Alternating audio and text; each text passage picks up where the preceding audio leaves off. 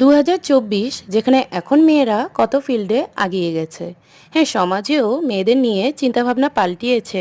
তবুও এখনো মেয়ে জন্ম হয়েছে বললে শুনলে মানুষ তো মুখ একাবেকাই করে দেয়। চলো শুনে নাও ছোট একটি মুখে শোনা গল্প। এক মেয়ে মাকে জিজ্ঞেস করেছিল, মা, আমার স্বাধীনতা কোথায়? মা বলল, এখন কিসের স্বাধীনতা?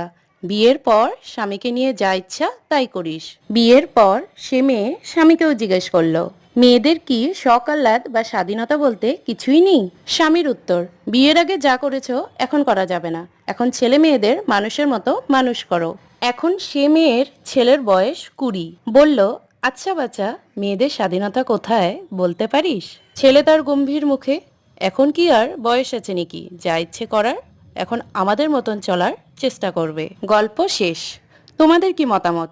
আমরা কি মানিয়ে নিতে নিতে আর সবটুকু দিতে দিতে মৃত্যুবরণ করব?